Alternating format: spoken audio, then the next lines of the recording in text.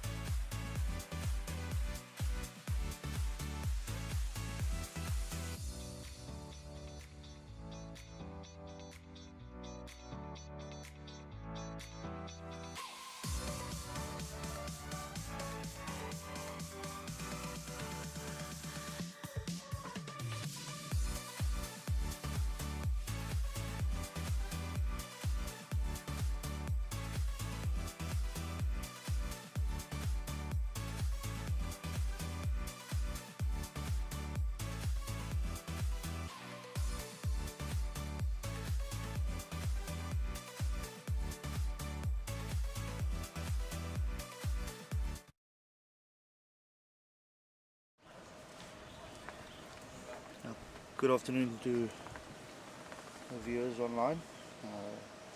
200 and counting. Welcome to this close of proceedings at the SA Veterans Masters. We'll be streaming the SA Veterans Masters, the ladies. The final is being played between Susan L and Sue Tarr. Sue, both known as Susan. But, the red stickers, she said she likes to be called Sue because everybody knows her as Sue.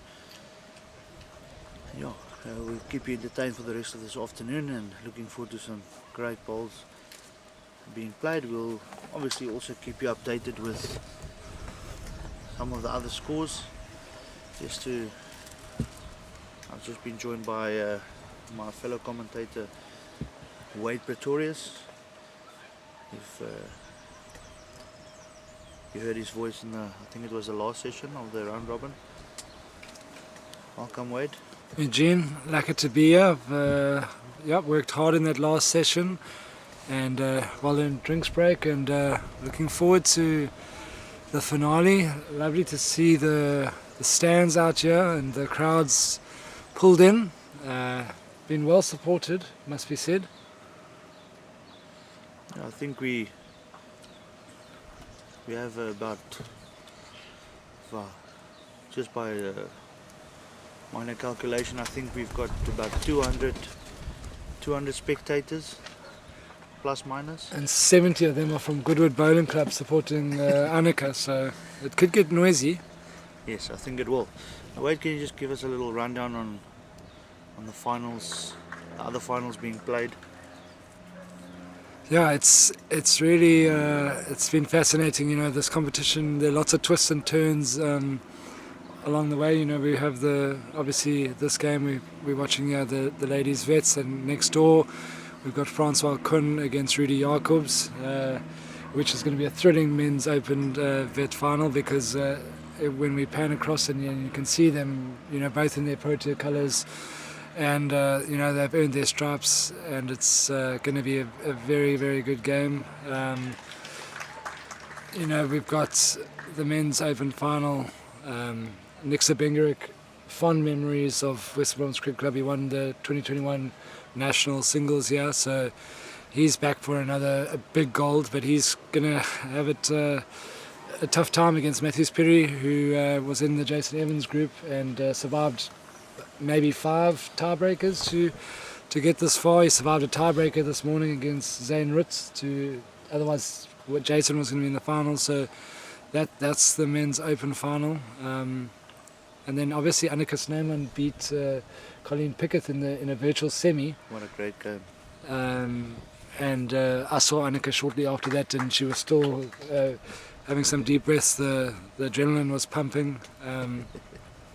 And obviously now, as mentioned, she's got about 40 clubmates here, donned in the yellow and blue, and will be cheering her on. So she's playing Jolene Bronkhorst from Eden. So that'll be another good tussle.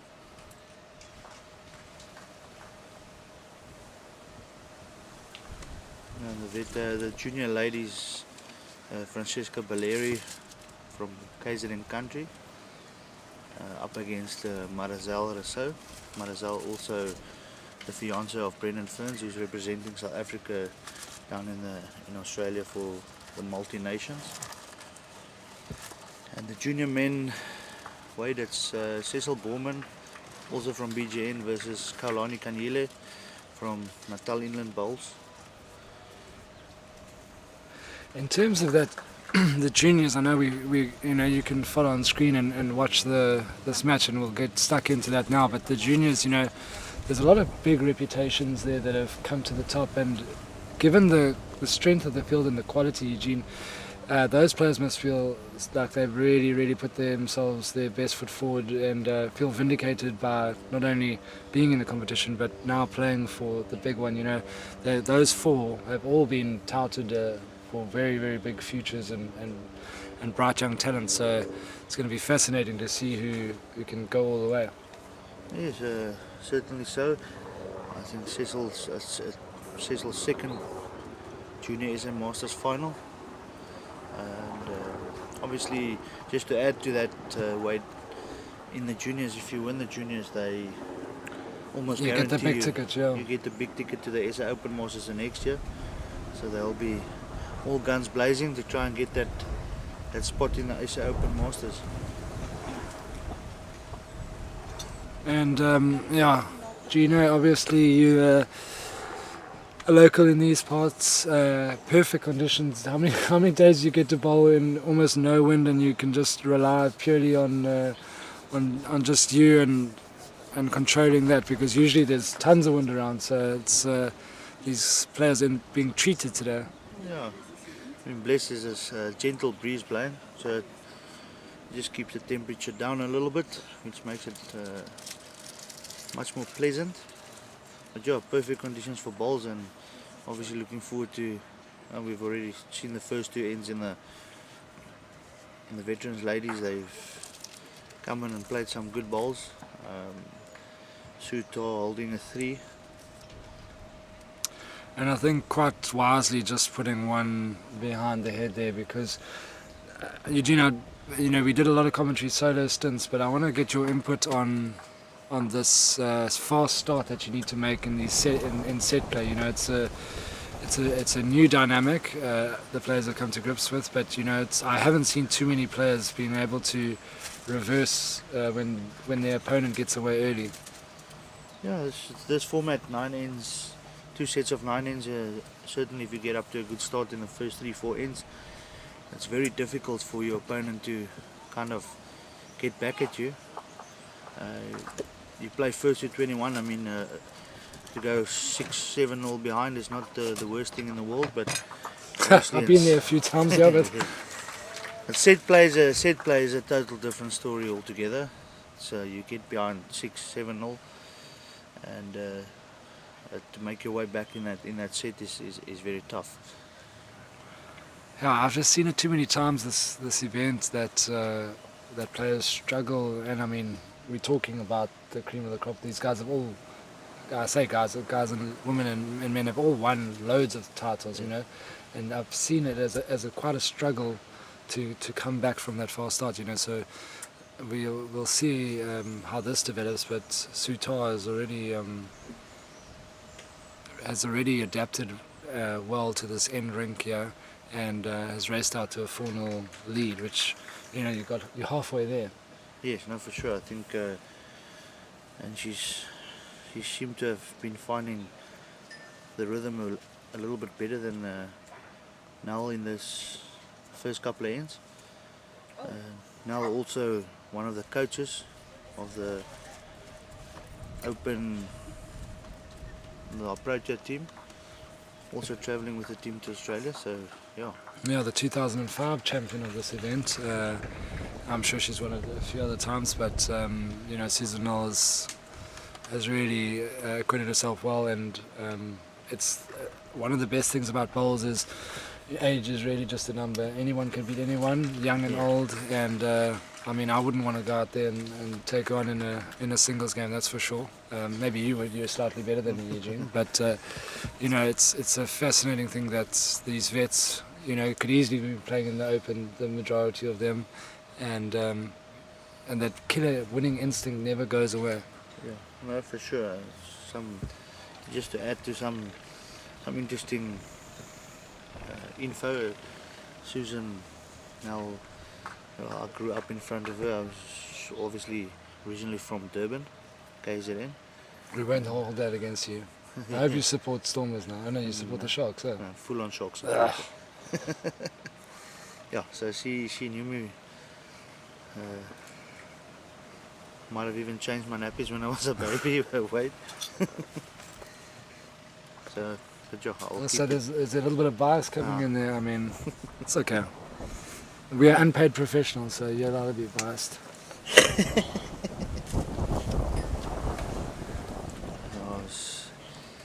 That's a great draw. Yeah, that is a great just draw. adding a bit pressure in the first set.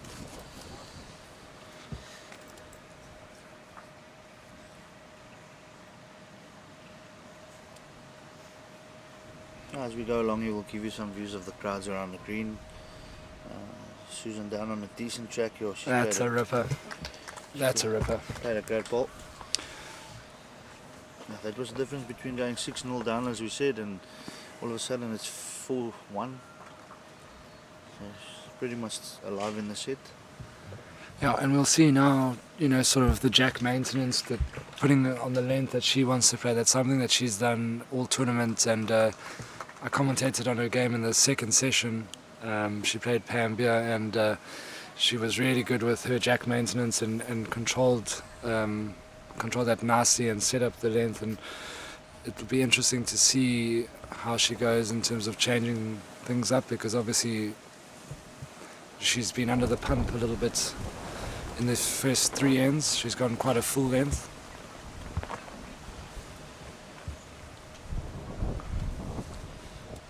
Now, we will also give you a rundown of the other scores happening. We've got some other cameras. Obviously there's 3 production companies here, that are 3 production teams streaming, but we will give I think we have a roving camera, so as they go on we'll keep you updated with some of the other scores, so that you're fully aware of what's happening down at Western Province Cricket Club. And we have had in the comments before quite a few Rudy Jacobs fans and spectators and family members. So we'll definitely be keeping a close eye on that men's vets final. Rudy is 2-1 up on Bronchar Kun after the first 2 ends. So that's going to be a tussle, an arm wrestle of note. You can see there that we quickly got a glimpse of the scoreboard there.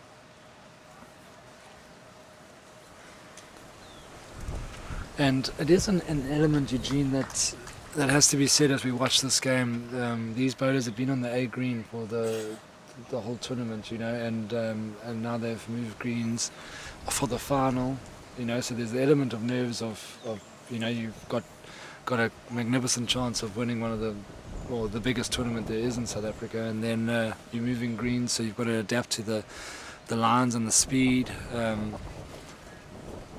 think what we've seen in this early start here, the A green, obviously where the veterans played, that was probably running at 12 and a half the quickest. This green's obviously up to about 13 and a half seconds, touching 14 seconds for the final, with a gentle breeze blowing, so you can already see the difference in you can see the open masters that was played on the screen. Their heads are a bit tighter to start off with, so they a bit more used to the conditions of the green. So, but I'm sure the games it'll get tighter and tighter as this game progresses. Yeah, and I think that's going to lend itself to a few tiebreakers. You might lose the first set and then you settle down. You've played 9 ends and you force a tiebreaker. And I've seen quite a few 22 end games, where after 3 ends in the tiebreak, there's not enough to separate them. So we could be in for some fireworks later this afternoon here at Western Province Cricket Club. Yeah, most definitely. And obviously this format also makes it, if I can say, more viewer friendly. It makes it more interesting and keeps everybody involved a little bit more than the normal first to 21. It's a fantastic shot. She actually had a touch on her front bowl, Sue, and still managed to get onto Susan Nell's closest bowl and might have made it 2. We'll have a quick look. The marker's giving nothing away. I think we can actually see there. It looks like 2. 2, yeah. It's played right in front of us. Which I think we need to keep our voices down. Imagine, the players we're about 3 meters away from the players. It's not exactly up in the bleachers. Luckily we have a mic that is very, it can hear every little sound around. Like you heard, we had a problem yesterday. I don't think you were around, but we had a little pump running water through, and it was making quite funny sounds on the streaming. So yeah, we don't even have to talk up for the people to hear us.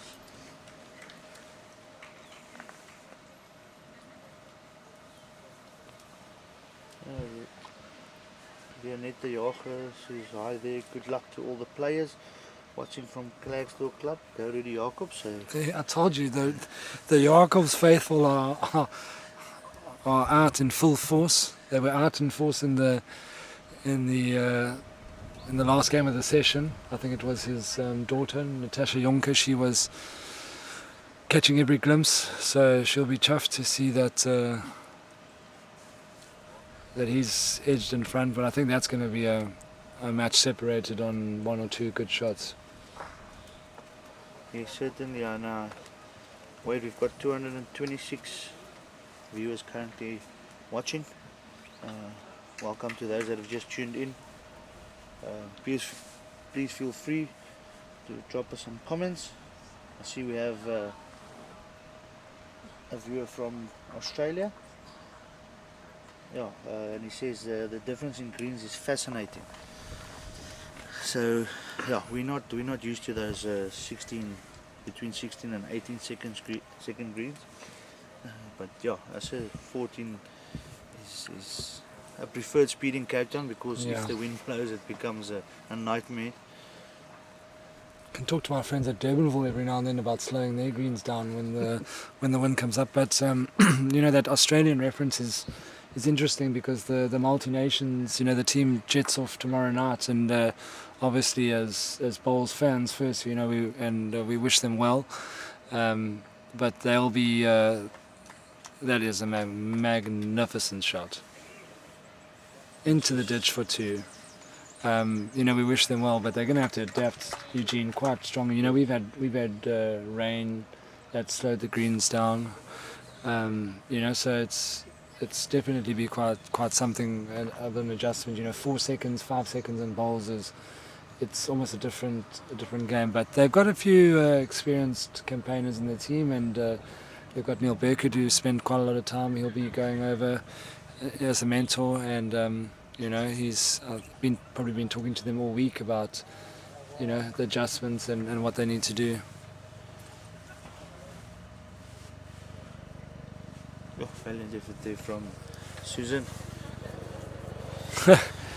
And Eugene, I think it's something. I mean, Susan has just shared a joke with her competitor. You know, the game has been played in a phenomenal spirit, and it's something for the sport to hang on to and to treasure. You know, these guys are playing in the final of the Blue Ribbon Championship event, and they're sharing a laugh. It might release a little bit of nervous energy or whatever, but it's just great to see. Yeah, and obviously the veterans, they've probably had stiff competition amongst and against each other for many years. So they, if I can mention or say, looks like they're a bit more relaxed at times. So yeah, when the Open Masters, it's more of focus on the game first, and then we'll have a chat after. But yeah, it's so true what you've mentioned, Wade. And I think we'll be doing this quite a bit this afternoon, because we are casting an eye over the whole green. But Annika, in her final versus Jolene Bronkhorst, they 3-3 off the four ends. Yes. I mean, Annika was telling me before this game, before today, Jolene had already wrapped up her place in the final. She was unbeaten, and I don't even know if she dropped a set. And so she's definitely found the Western Province greens to her liking, and has played I mean, that's an exceptional level of bowls. Yes. To go into this field and to do that, and she's 3-all against Annika, who is also unbeaten, and did have that nice win over Colleen Pickett.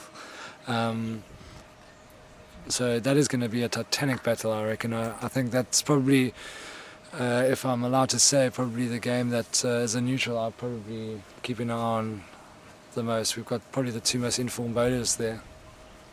Yeah, and both of them play in similar conditions. So Jolene Bronkhorst, obviously Eden, green speeds and the wind is pretty much the same as Cape Town.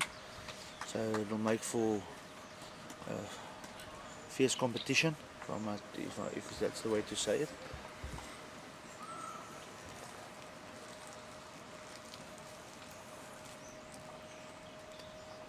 Yeah, Susan Nell just falling a little bit behind in the set. That's if she's going to make any inroads or get back in the set, this is the end to do it. There's 3 ends left and she's 10-1 down at the moment. It's a bit difficult to get back. Yeah, Eugene, look, you don't really see 3s and 4s at this level, you know. So if you're going to make it, you know you need to close the gap over 3 to 4 ends. That's the only way to do it. So she really has to hustle now to, you know, pick up a 2, pick up a 3, if she's going to work her way back. But I suppose what we've been saying all week really is the beauty of this format is lose the first set and adjust quickest in the second and force your tiebreaker. Yes, it just gives you that. It just gives you that sense of.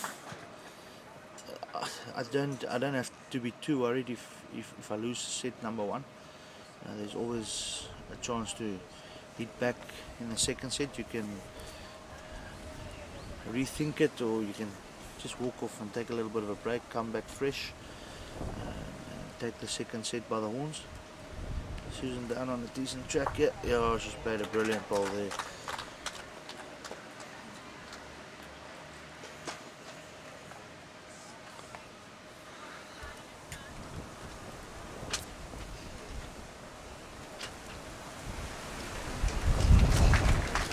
Wind picking up quite nicely there.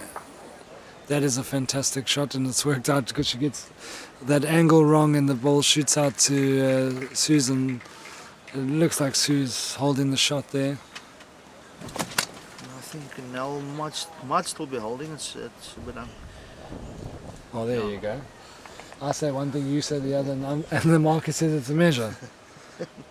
something straight down the middle. Should be looking just to Just trying to just nudge her and misses it.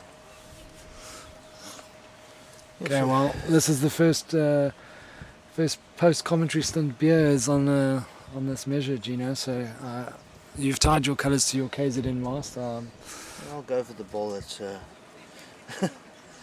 that's obviously laying down. I always favour the ball that's laying down first. Sue Tarr's ball standing up, so she's got the well, I can say the more flat part towards the white, which is always a bit of a disadvantage in a measure. And that Jacobs army that I keep talking about, they'll be chuffed. Rudy Jacobs is leading 7-3 after 4 ends. Both bowlers are playing with white bowls, which is quite funny because when I started everyone was playing with black and brown and it was hard to tell, but now this isn't the only game in this tournament that both bowlers have been having white bowls, so it's hard to give you any more information than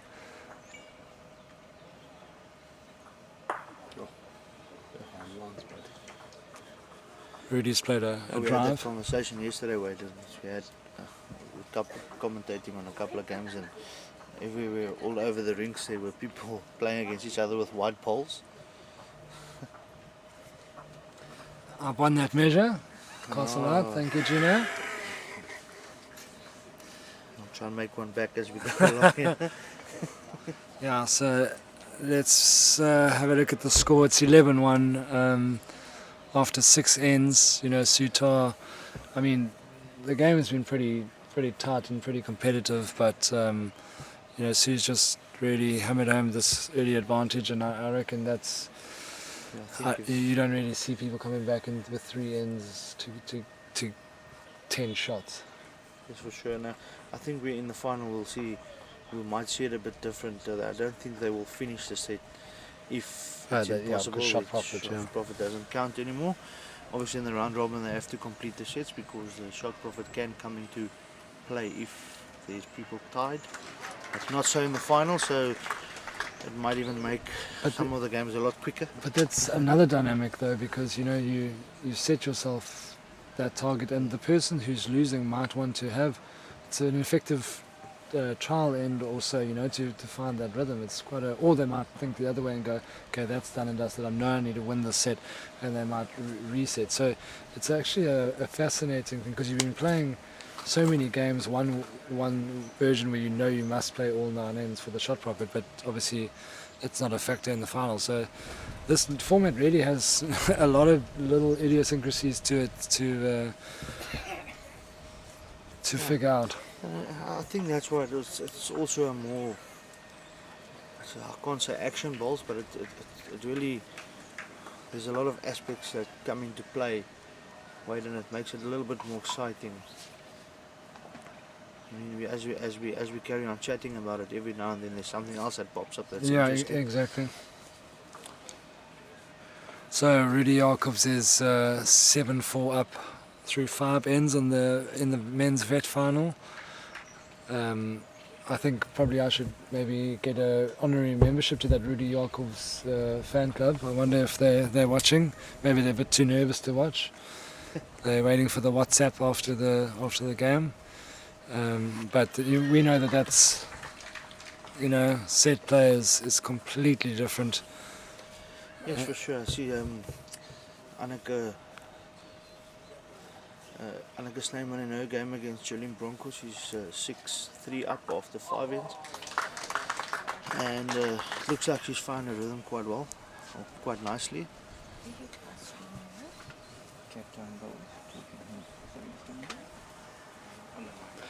We are streaming this game on Capetown Bowls Talking Heads, so find us on Facebook, find us on YouTube, which I think, Eugene, is fascinating. We've just had a spectator come and ask us where we're streaming. You're watching it live, and it's a good version of watching bowls. This production is top quality. Yeah, it quite often happens that they hear, and the family members at home are asking them where can they watch. So if you're able to share, please keep sharing. We have 264 live viewers at the moment. Share the live feeds, get the other people in the bowls community part of it. As I always say, please create yourself a YouTube account. We need to get our subscription up a little bit, so in order for that to happen, please open yourself or create a YouTube account for yourself and subscribe to the channel, Capetown Bowls Talking Heads. So we can see we can get the subscription up, so that we can bring you a lot more of this type of live streaming. Feel free to, in the comment section, just give us a little rundown of what you think the streaming quality is like, so that we can also try and maybe do it better in the future.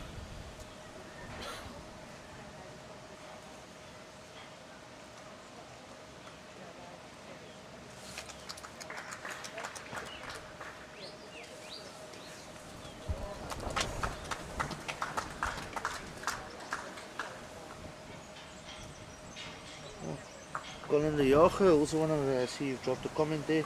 Welcome, Colin, thank you for that beautiful commentary. Another one of the Rudy fan clubs. I know you play inter-district bowls with him. I think you skipped one of the inter-district sides this year. So welcome, Colin. Thanks for that brilliant, that compliment.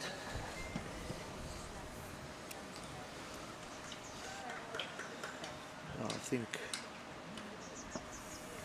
yeah, the way it looks like they're gonna finish the sets by the looks of things.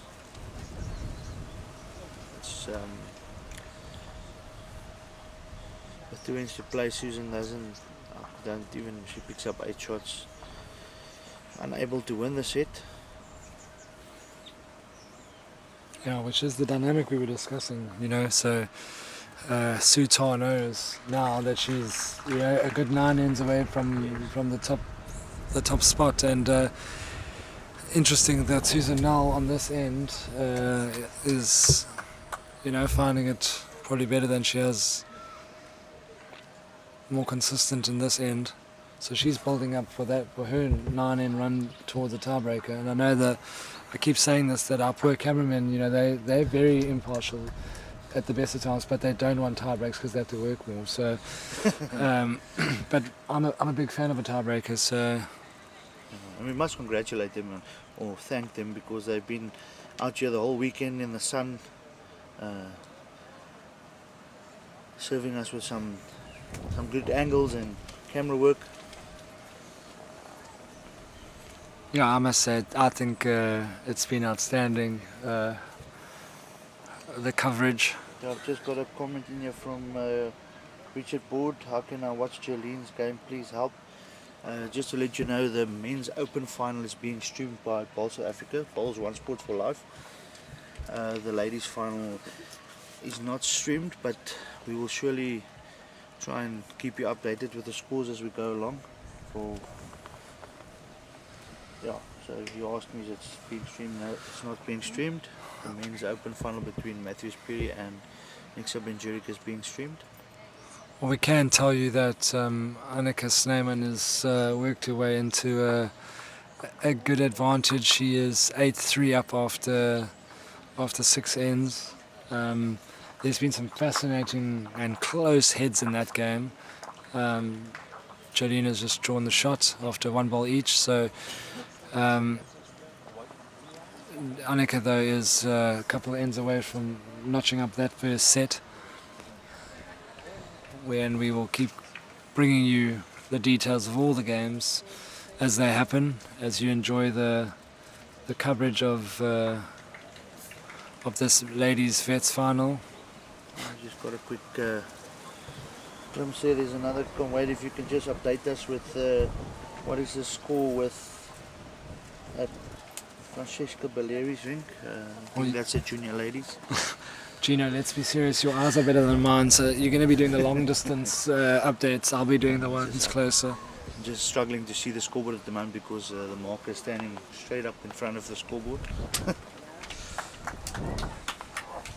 But yeah, come Mattia, I'll keep you, I'll let you know as soon as okay, markers moved away. Francesca Belleri is 8-1 down after 6 ends in that first set. Marazal Rousseau in a comfortable lead at the moment.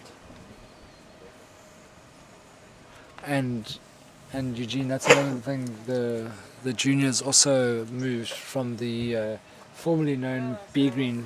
They moved from the C green to this green from the D green to this green for the final. You know, so you might see someone adjust quicker to the difference in speed. You might just find someone adjusting their lines a bit quicker. It's an element in the final that can't be understated, I feel.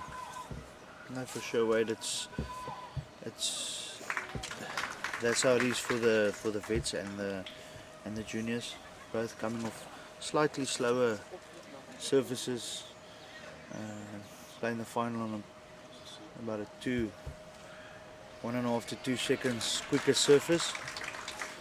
But as we can see now, Susan Ellis in this game we're watching, she's slightly adjusted a bit better in the last 2 ends of this first set. So I'm sure she'll be looking to get hold of that second set, so we can try to make it all the way to the tiebreaker.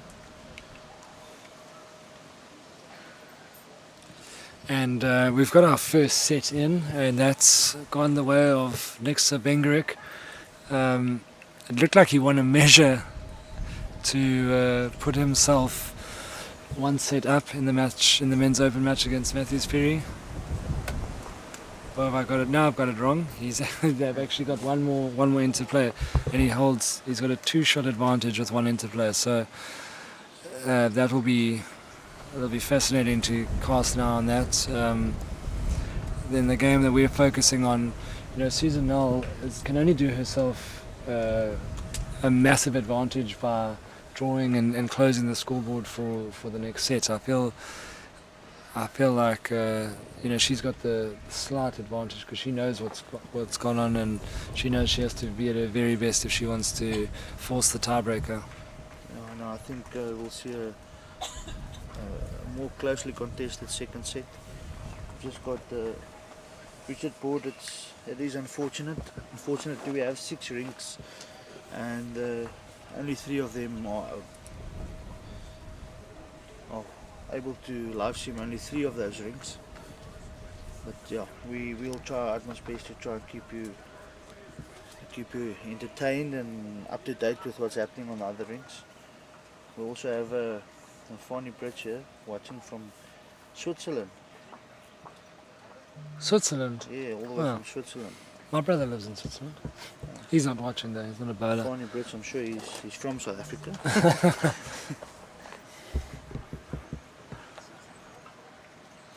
Well, Fani, I hope you're enjoying it, and I hope you're not too jealous of the lovely warm afternoon we have. I thought that the wind would come up and really play a factor, and it hasn't. And so the only factors is the players, the opponents, and the green. This breeze is very gentle. It is across.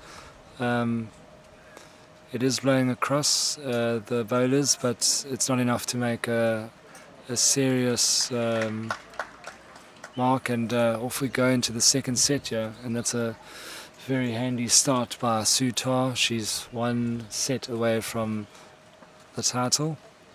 Yes, just getting started with the second set.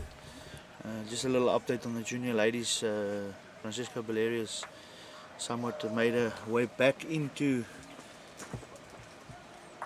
the second set.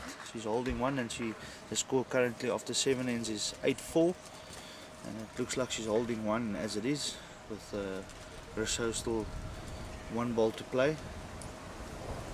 That is great bowling there from Tarr. Tarr, the luck. I mean, it's part of this game, and I know when we're winning we like it, but when we're losing we don't like it. But Susanelle had a great bowl there, and unfortunately it really went south. But she's not giving up by any stretch, and that's 2 brilliant bowls in a row. Just run through a fraction.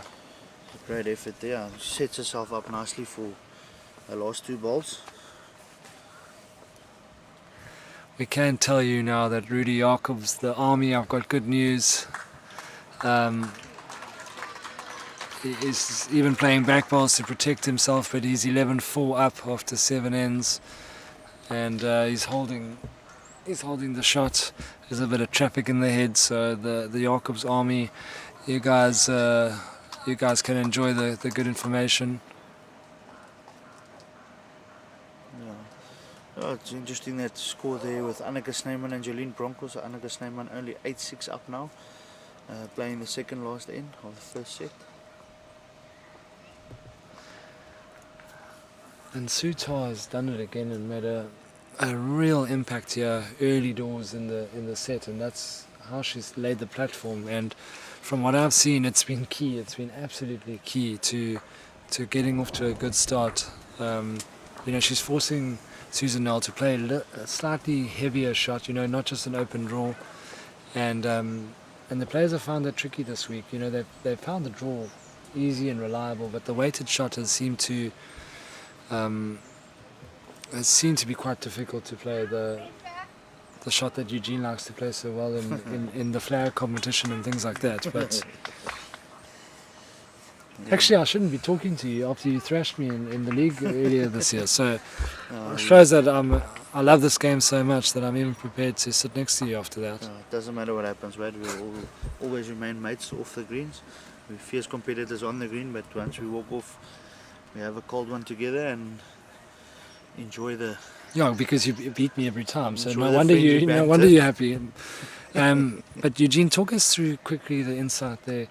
I noticed that Susanelle didn't come down to the head. She asked the marker, who obviously is giving great advice. These markers are top quality, but would you come down to the head, or would you? In that instance, I think I would have visited the head, because I think she had a bit more of a percentage shot on her forehand. But obviously, from a distance, sometimes you tend to not get all the angles, and you're not 100% sure of what's going on. You make a decision based on some of the info by the marker. In that instance, I think she done herself injustice, not by coming down and inspecting the head. Yeah, come down, have a look, sort of take your time, reset your own thoughts, even if it's a small time delay. You're in control of that, and I feel, that was maybe a stroke. What a great shot there by Anneke Snyman. You hear the crowds going wild. Good faithful As I can say, the Gurut faith. They're going to be singing in the streets of Goodwood tonight if they get over the line there. It won't be easy, but Annika's beaming. Well, to be fair, Jadene's beaming too. I think there's a lot of respect at this level. Yes, no, for sure. And there's you can see a glimpse of the scoreboard of the Open Ladies Masters and the Goodwood supporters. There's a glimpse of the Goodwood there, but don't worry, we don't have enough cameras possible to find them all because I've counted, and there's actually 42 Goodwood Army out here. But they've been smarter than normal, to be fair, and they've spread themselves all around the green to create a surround sound effect for Annika as they cheer her towards the gold medal. Yes, no, for sure. And it's awesome to see that the people have come out in their numbers. Wade, it's the biggest event in South Africa, in my opinion. No, it's without a doubt the biggest event. So yeah, as I said, we probably have about 200 people down here. Oh, we've got Natasha Jonker, there's Rudy. There we go, there's the Rudy Jacobs Rudy faithful. Fan Club is watching, thanks for the commentating. And there's another Anina Nietling, lekker Rudy, keep it up. I told you, they're the online version of the Goodwood mobile army that's out here at Western Province Cricket Club. For sure, he's Rudy Jacobs 12-4 up after 8 ends in the first set. Wait, you just seen a bit of a looser end here by the two ladies.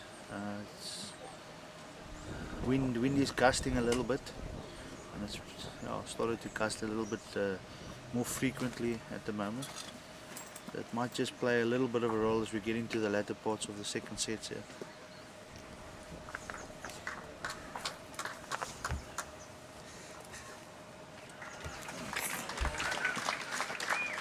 Yeah, Wade, one of your clubmates has just walked in here. And he's My clubmate, he's wearing a Goodwood shirt. So I mean, this is a. I mean, we've just come through the COVID pandemic, but I think this Goodwood Army thing is becoming a bit of a tidal wave that's too big to ignore. Dave van der Walt, never thought I'd see the day. Hopefully, our club president is getting ready for the disciplinary on Monday. After Joel Robert left our shores, he left with all of his bowls clothes. So I've even got some embarrassing PE shirts that he's given me. Yeah. Wait, I'm gonna step out for 5 minutes. Just have a breather. I'm not gonna walk away. I'll let you and Davey settle this over a couple of comments.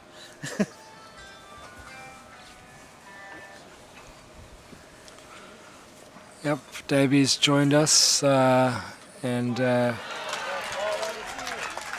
There we go, we hear some more cheers from the Goodwood Army, but it's a fascinating contest. Sue Tarr won the first set, so she's, sort of 8-7 ends away from the title. Davey, what's your take on this sets versus the normal 21, first to 21? What do you think of it? What do you think the players might think of it? You've obviously got to change your whole game plan here. The normal 21 we used to, you don't mind if you 7 or 8 down, as long as you can find your line and length. And there's a few guys here that have won games, just the one set, but their points, for example, they've got 18 in the 18 ends, and the other guys have got 14, 15, and they don't go through because of the extra 3 ends. So it's a bit tough, but always good to try something new. I'm sure if you ask these finalists, they'd be quite happy with the format. I tell you what, Matthews Perry's won about 5 tiebreakers, so I don't think he minds tiebreakers too much. But it's a privilege to watch such good bowls. Sue Tarr, at the moment, you feel is going to be tough to beat. Susanel's a world-class performer, but Sue Tarr's adjusted to the screen spectacularly. Yeah, and I must say, Province Cricket Club have done well to host this. A few months ago they were struggling, and they've worked really hard, so made Western Province proud. So yeah, well done to them.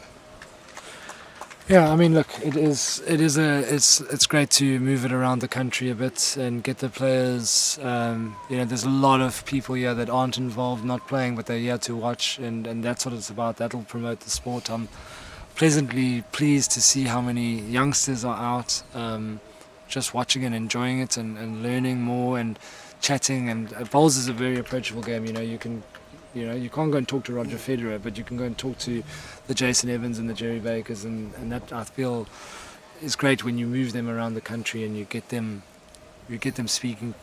But the one thing that's disappointed me a bit, and that's in the Goodwood crowd. Normally they're very verbal at competitions and they get together, and at this, very quiet. And I asked one of the guys, and they said, no, but this is serious. But that's the problem with bowls. We need to find some excitement in it. So I would have liked to have seen them all on the bench there, shouting away for Annika. Anyway, just my thought,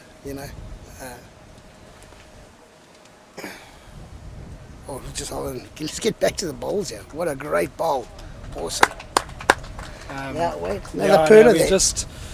We're just comparing armies here and who's got the bigger, most loyal following. That was a ripper from Sue Tarr. I mean, she's eating ends now and looking to kill this game right off. Picked up a 1 there, but it is, and what's great is that when the events are in Cape Town, the Goodwood folk can come out and support them, and I'm sure Annika will be lifted by it. I mean, she's a very respectful and humble assuming person. And humble. No matter what she's achieved in the sport, I don't think you'll find a more model professional than her. But she'll be enjoying the cheers for sure. As I say, I feel it's very, very quiet from Goodwood. But anyway, maybe next year. Talking about that sudden death, it does also show you the boys with the BMT, and that's really important in this game, and especially in singles. You need to be able to play that one big shot that moves a jack or moves a bowl out. So maybe that's one other good thing about it. Yeah, look, I mean, I think full credit to Matthews Perry, who's just, I mean, he qualified for the final via a sudden death tiebreaker against Zane Rutz. So, he's certainly earned his spot, and he's certainly put a target on his back going forward as an absolutely out-and-out singles threat. Yeah, and have you guys been speaking about the SA side going off to Oz? We've touched on it. They're all in this tournament. They leave tomorrow. The multi-nations. Wonderful that international events are back. I think the only thing... Hello. Look at that ball. Ah, you biscuit. How good was that? That's for you, my mate. That is a great ball. That is so good. And it's fallen over as the toucher was being chalked. It's an interesting shot that she follows up with you. Foot of weight, Wade, what do you reckon? Jeez, I just hope that she knows just how close that ball is, but all she wants to do is open the white up and have a look with her next ones. And what's the ruling here on the third ball? Can they go up on the third ball or second ball? They can go up on the third ball. Okay. What do you think about that ruling? Only the third ball. Before you guys carry on, just a little update there. I see Ella Dillon. Hello, please. What is Francesca's score? She's lost the first set. They're busy. Just started the second set. Yeah, so Marilise Rousseau, she's got her fiance playing here, she's got her dad playing here, and she's playing in the gold medal match there in the junior women, and she's won the first set. But Davey, getting back to that, we actually had an incident earlier in this game where Susan Hill didn't go up and have a look. She relied on the markers' information, so I don't know if it's a level where you know what a foot is and you know what 20 centimeters or an inch, and you just played off a feel. Sue's now going down to have a look, which I think in singles I like to dictate my time. I like to dictate, I don't want to feel under pressure. I want to do what I want to do and control what I can control, and I think this is healthy. Even so, she's had a look, she's assessing things, she knows that if she springs where the jack will go, what kind of weight she needs to play, and I don't feel like you can get that from the mat. Yeah, I also, a lot of players don't like leaving the mat because they feel they lose their rhythm. But realistically, novices, please go and have a look. Ask the right questions and always go and have a look. Please just ask questions when you're playing a novice game. That's what I feel is their biggest downfall. Get as much information as you can. You would get that information when you're playing a different format. See, okay, a little bit of a slight breeze here in the Cape, which is quite unusual. But yeah, at least our guys from up in the Highveld, have enjoyed this slight breeze we've offered them. Have you found it's affecting any of the bowlers? No, we haven't had enough wind this weekend to really change that. You know how we would play normally in the peak of summer, where you play the swinger on the wind or you play into the wind. So we should we haven't change had enough of that. the time of the Masters so that they can play in this They wouldn't beautiful come back. wind? They wouldn't come back, Davey. I think Jerry Baker missed the wind this week. He's always enjoyed playing here with a bit of a breeze. Mr. Baker. I don't think you want Mr. Baker to come back. He prefers the gentler, calmer conditions. But I'm going to step out quickly. Eugene's going to fill in, and we're looking forward to this finale. Susan Nell has picked up one there on that end. She really needs to work hard now in these last couple of ends of the second set if she wants to force the tiebreaker. I'll be back in a minute. Yeah. So she keeps it exciting. She just needs the 5 here. Wait. You're gonna. Oh. Okay, let's see what Mrs. Nell can do here. Susan Nell keeping herself alive here in the second set. Just stood aside watching a bit of the action. It looks like this end rink, because it's pulled in, doesn't have that regulation big bend, on the backhand, sort of ringside. Yes, and also, Davey, the wind's, Coming right as you're across watching there. at the screen at the moment, the wind's from left to right, so obviously the... Once more of a again, I don't bender. feel the wind. I just suddenly really felt it now, but thank you. It looks like it's going to have a nice bend here. No, it'll have a bit more of a swing because the wind's assisting the ball to get back to the white. And you enjoy playing sort of with the wind? You enjoy using the wind? Davey, it's in Cape Town a breeze is fine, but a gale force, it becomes a little bit of a free for all. You don't know how the wind's going to react. Oh, that's beautifully bowled. Beautifully bowled Once there by again. Tarr. Tarr really is trying to put this game to bed without the tiebreaker. It's a third. If you look at the game at the moment, it's obviously the 9 and the 4. That's 13 ends being played. In a singles game, you've only really now started finding your lines and your weights. So that might be an argument about this format. If you're not a quick starter, you need to learn to become one. Yeah, David, there's a lot of positives and negatives to the format, but I think from a streaming point of view and again. the viewers watching, I think it makes it a lot more exciting. Yeah. Sometimes if you have to watch a game where someone goes 15-2, 15-3 up, it becomes a little bit monotonous. Keep watching this keeps everybody involved. Yeah. I remember sort of practicing for singles with old young Joel Robert, and he used to love playing 3 sets of 7, which helped him sort of focus hard for 7 and not worry too much if he drops one of the skins. So Tarr looks like she's holding 2 there. Take a 9-3 lead after 5 ends. Really imposing herself in the second set.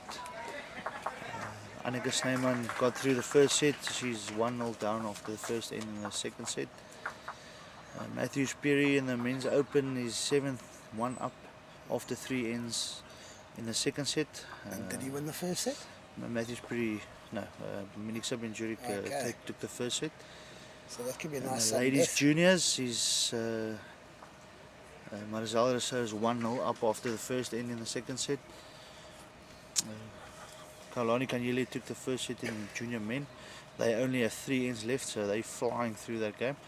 And Kaulani Kanyele is 7-4 up after 6 ends in the East game against Cecil Bowman. Okay.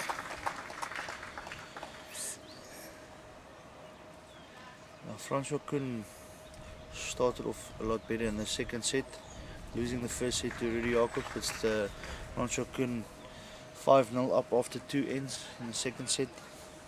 Doesn't show a lot of emotion, Mr. Kuhn. It's a bit like Mr. Kepler Wessels. What do you think? He's very, very serious. And I think he always is just his nature. Yeah, I think sometimes if they play with sunglasses, you can't really pick up any emotion because the eyes are behind the glasses. But body language really doesn't give anything away. Do you think those are prescription glasses for both players in that section? Well, David, let's not discuss that too much. We are commentating on the vets. No disrespect to any of them. Yeah, we're still scared of the guys in the brown shoes. We need to get this though. Yeah. Oh, it's a little bit heavy again, but still a great spot.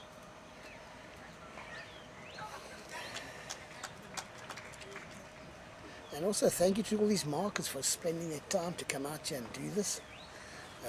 I'm sure they're also enjoying it, being in sort of such a big competition. Yeah. Now, Davey, interesting comment coming in here by Colin de Jager. He says, like you guys said, I see it as a three games in one, and you must try to win 2 of the 3. It actually makes you concentrate a bit harder. Yeah, fair enough.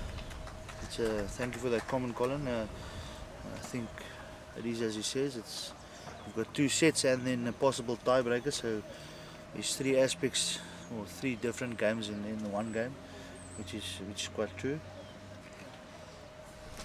Also interesting though, you know, if you're really so badly down in the first set, do you sort of just focus on drawing for the next set, or do you sort of try to play a bit of a weighted shot and try a few new shots? It's an interesting way to look at that part of it. Yes, no, for sure. And some people say some ends people play negatively, where in a set situation, if you're a couple of shots up and you have 3, 4, 5 ends to play, in a normal game of singles you'll opt to rest the ball out for 3 or 4, and in this format you obviously, because there's a spotting, we'd rather cover the back, so some people see it as a bit negative. Okay. But yeah, everybody has their own opinions around the different versions of play.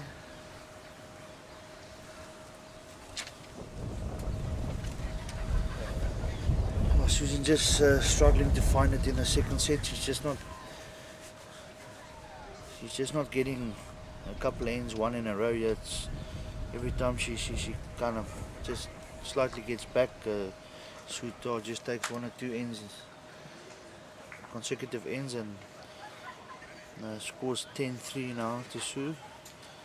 So we're right back where we were with the first set, because you know, we're not going to drop 3s and 4s. So if this final is to go to a tiebreaker, Susan Earl's going to have to find herself quite quickly, find 2 shots and start picking up, because, you know, 7 shots is the diff, and you feel like it's headed one way. It would be magic for the the observers and the watchers if things change dramatically, but Tarr is looking extremely focused. She's really found this B green to her liking here, and is dominating quite well. Just want to leave you guys with one thing. If you know, with all capes and that sort of dwindling and it's getting smaller the numbers, and you look at the quality of the lady bowlers, when are we actually going to have a mixed tournament, boys? Have a little chat about that one, because I tell you what, there's a lot of ladies being nervous to play against. Anyway, cheers guys. See, that's Dave van der Walt special. Drops us in the mud there, and confusion. And left, and then trundles off. And he won't watch the broadcast, so he won't know our answers. But I think the sport is certainly adapted well over the years, and guys are changing. And I think the more mixed tournaments we play, the better. Yeah, I think my only thing on the All Cape is that they would actually change the format to be similar to what the Gauteng Open and the All Natali, so that the players down in the Western Cape can build a bit of a singles and pairs record to try and get themselves into this prestigious tournaments. So we just have a slight disadvantage weight, I think, in the Western Cape. Yeah, Eugene, you're 100% correct.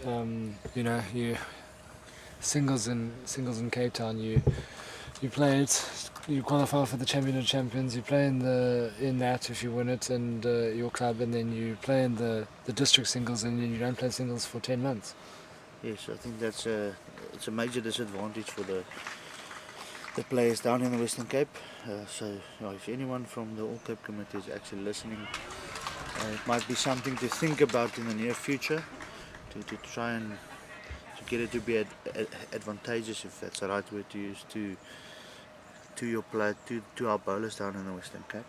Yeah, you know, Gino, bowls is always a two-way street. You know, you've got to have the players' commitment, you've got to have the players' buy-in, you've got to have the players not moaning so much, and then you've got to have the organisers who are talking to sponsors to make it all happen. I think the enthusiasm, if you look at our streaming numbers, we've well over 100,000 people just on this channel watching veterans bowls, you know, and so if you keep those numbers the same across the other disciplines, you know, the enthusiasm for bowls is there. I think there's a huge spark since the pandemic. You know, people are back in love with the sport and they're playing a lot, but you know, so you need the bowlers to commit to events and play them and give good entry fees, because, you know, Davey drops the bomb on us that, you know, the numbers are dwindling, etc. But the numbers aren't really dwindling, they're just not growing. And I suppose if you're not growing, that's not moving forward, and you need to attract sponsors. But, you know, we've got excellent streaming services. I'm sure the lads would give up a few more of their days to show us singles and pairs games. I would love that, Eugene. I love playing singles. I love playing all the disciplines. Yes. The more bowls, the better. And so it's definitely something for our provincial guys who are trying to make it up to the next level. It's definitely something that they would be invested in for sure. It's very valuable input that way, and it's 100% correct what you're alluding to there. Just to give you a little bit of a quick update on, I'll run through from the junior men all the way to the game that we are streaming.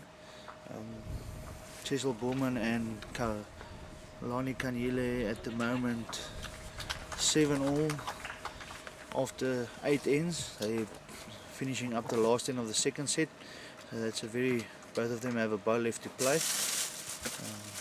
Looks like Cecil's holding the shot there to enforce a tiebreaker. And then Marazal Rousseau is 4-0 up against Francisca Baleri after 3 ends. Matthew Sperry, I think, will seal up that second set. He's 13-1 up after 5 ends. Loves the tie break, Matthew Sperry, because he's going to win the title, and Yes.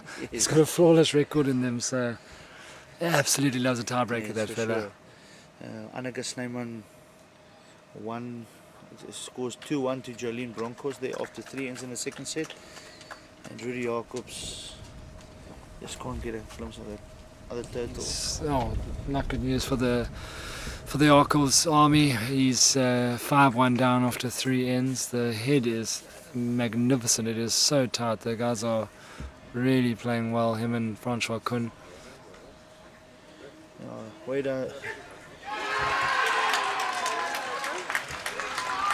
He's just won the game. Yep. Kalani Kanyile just from Natal, England, winning the SA Men's Junior Masters there. Actually played a brilliant shot to pull the white into the box, into the ditch there. So what a spectacular moment there. You can hear the crowds going wild. I love his reaction. I mean, that's what the sport needs. He was pumped up, played a world-class shot. You can see the reaction on the greens there.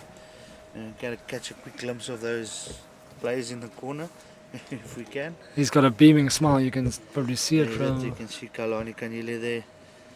He's won the SA Junior Men's Masters. What a moment for him. Brilliant achievement, but what a bowl. I mean, he was one bowl away from a tiebreaker. And obviously Spirit thought for Cecil Bournemouth, but there's got to be a winner and a loser.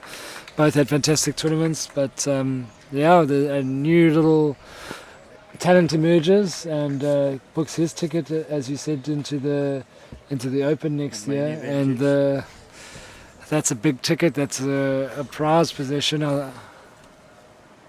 Fascinating. What a performance. A straight sets win, not easy to come by. Interesting, Wade, that these ladies are shaking hands. The ladies are they're shaking hands there. So Sue Tarr, brilliant performance. She just had too much. She just pulled ahead early in each set and won the game with some precision drawing. Fantastic performance. So we're winding down quite quickly. Yeah.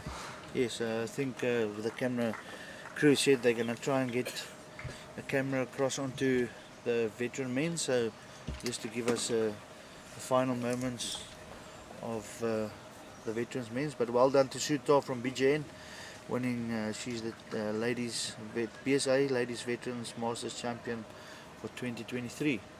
Well done Sue Tarr and BJN. And this is the moment that the Jacob's army have been waiting for. He is facing a huge mountain in the second set, but he has got the reserve of knowing that he won the first set, but he's 8-1 down. And so, you know, if all goes according to plan, we've got our tiebreaker for the title. But so far we've had the men's juniors straight sets win, the veteran ladies straight sets win. Yeah, Sue Tarr with a seriously good performance there. Yes, and just for the Francesca Balleri fan, she's managed to claw her way back into. She's 4-2 down after 4 innings in the second set. Obviously needs to win the second set to enforce the tiebreaker.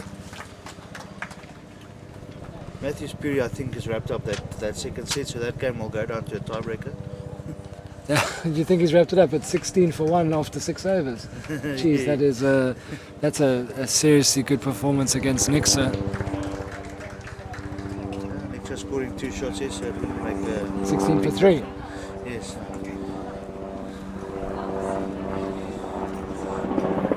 If I were them, I would have probably opted to go straight into the tiebreaker there. Yeah, Rudy Jacobs, he's got the front toucher there that he's after to try and make a dent. You know, I think if you win the first set, you do everything in your power to avoid the tiebreaker because it's 3 ends for the gold medal, and you know, 8-1 down. If he can pick up a 2 or 3, he can make a dent in it. But it's going to be tough going. Yeah, we're just getting the camera on the other side of the green moved so we can get you the full coverage of the veteran men's as they finish up their second set. This is actually a great view though, Eugene. Watching it from the delivery, you can see just the grass that Francois was doing. You know, he's having the little trot. He probably thought he was going to get past that front ball. Well, that ball sets him up for his next. That's just making play with a bit more positivity.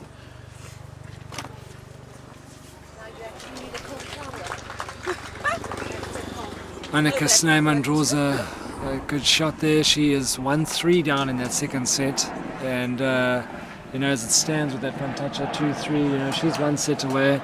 I think you know, it's going to do the world of confidence. We know that she got the medal at the Commonwealth Games and as the skip of the fours, but going to Australia, completely different surfaces. At least she's going there with off the back of a great weekend. That's a great shot there too of Rudy's delivery. I mean, that's one to replicate.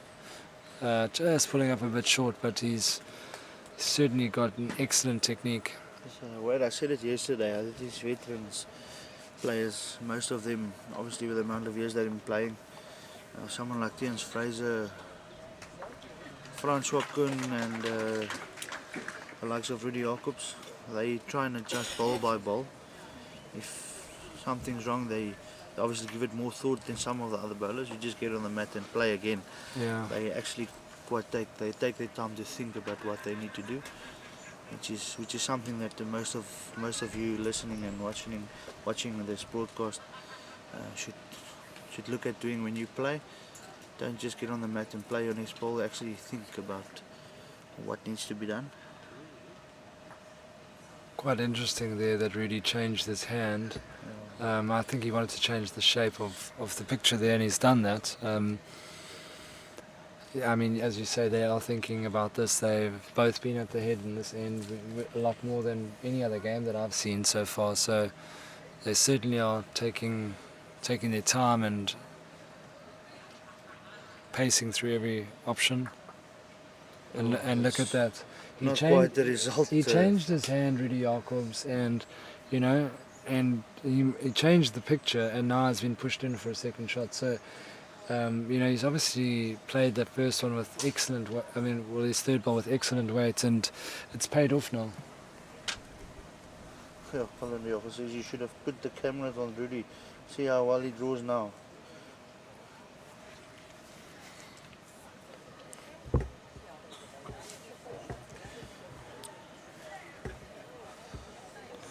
Anneke in her game against Jolene Bronkhorst. She's got the 2. Missed out on the opportunity there to make it, to go into the lead actually. But she won't be too bothered with that, knowing that she's now 3 all. Yeah, we're all square going into the 6th end.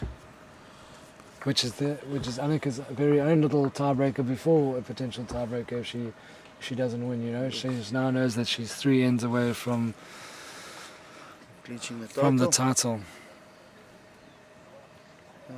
Really trying to draw around that front set. I think they're the men's open final now, 1 set apiece. They have opted not to play the last end. They're going straight into the tiebreaker. They've done the toss, and Matthew Fury will be first up with a white. And how's that? I mean, first set went Nix's way. Second set, Matthew Fury dominated. 17 shots in 8 ends. Yes. You've got to feel that the momentum is with him, but it works both ways. Eugene Nixa can very well just reset. He's got three ends for the championship. So it's gonna be fascinating to see who can get the early momentum. Win the first end, pick up a 2. It's vital. Oh, it's a wait. It's also, I think, when you get to the tiebreaker, it's a total new mindset, if I can call it that. All of a sudden, you've only got 3 ends to finish up this game. You're not leading a set 17-2 or 17-3. Yeah. It's now or never. So it's just how you adjust and keep control of your nerves and your emotions. Yeah, and Rudy Jacobs here, he won the first set and he's 5 shots down after 5 ends, and he's trying to close the gap. He knows what lies ahead, so it's going to be fascinating to see. This is the second half of this match. It's really been a ding-dong affair, and Francois Quinn seems to be coming into his own now, so it's going to really go down to the wire. Yeah, I think Rudy Jacobs will just try and give himself a chance, even if it gets to the last end and he's 1 or 2 down. All he needs to do is kind of get levels on the second set. Yeah, get the peel, that's important. So if he claws his way back with a 1 or 2 and just try and give himself a chance in the closing stages of the second set. Oh, that's brilliant. It was an absolute perler, we'd call it. It didn't fall as kindly as he would have liked. His bowl, he's tucked the white around the corner, but there's a small opportunity to rest on that and limit the damage for Francois, but he's gone a bit wider here. As it stands, it's 8-5 after 6. It's the tide is looks like it's turning.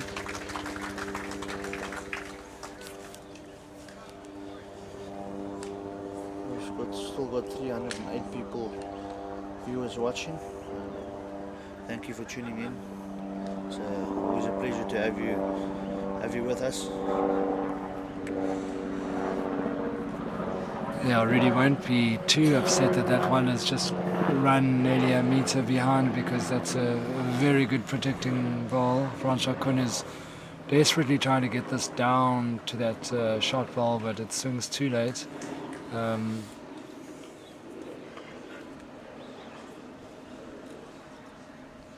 pretty sure the The Jacobs fan club is now tightly glued to the television Yeah, screens I'm glad I'm or in cell neutral. phone screens. I think the ticker would be a bit under pressure if I'm in the Jacobs fan club. Even though I'm still getting my honorary membership for keeping them all informed, you know, it's hard to watch your loved one. Oh, and he's drawn another. That is brilliant. So he's holding 3.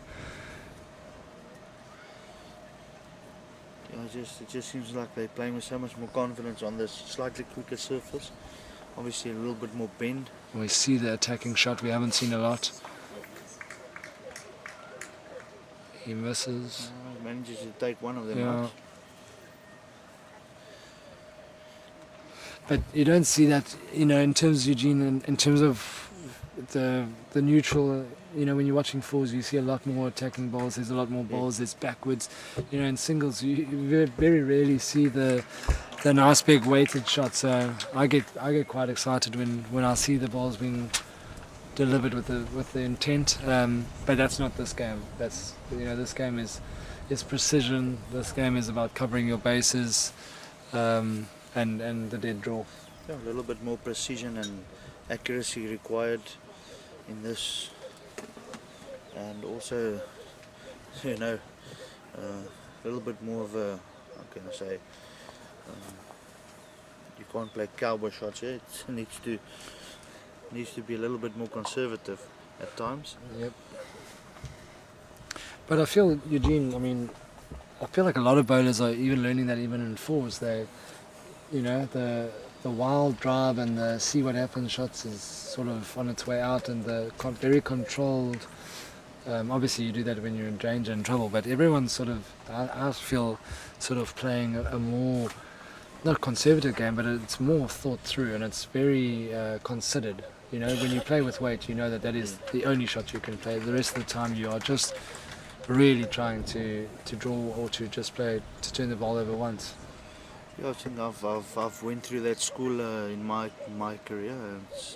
It was very attacking. I loved having a little run, and it was lekker for people to watch, you know. But as you grow in this game, obviously you learn that there's times to play those shots. There's not always the first thing that pops into your head. It's the right thing to do. So you've had more results playing the more controlled game. Correct. And just trying to bash everything out of this planet. So we'll take a quick look around, and Mauritius Rousseau, a healthy lead now against Francesca Valeri, 7-2, and she's got sort of 8 fingers on the trophy. You know, the men are in the tie break, and Nick Sabengerick had a good comeback on that after that first end. He's won the first end, but he is shot down early doors in the second end.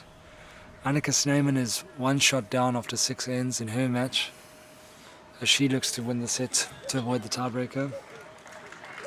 It's quite funny the way Niksha was just slightly battling in that second set, battling to find line and length. He's come out in the tiebreaker now and gotten a couple of them close. So yeah, it's obviously that little bit of a mindset change. Niksha also had quite a couple of his games that went down to tiebreakers.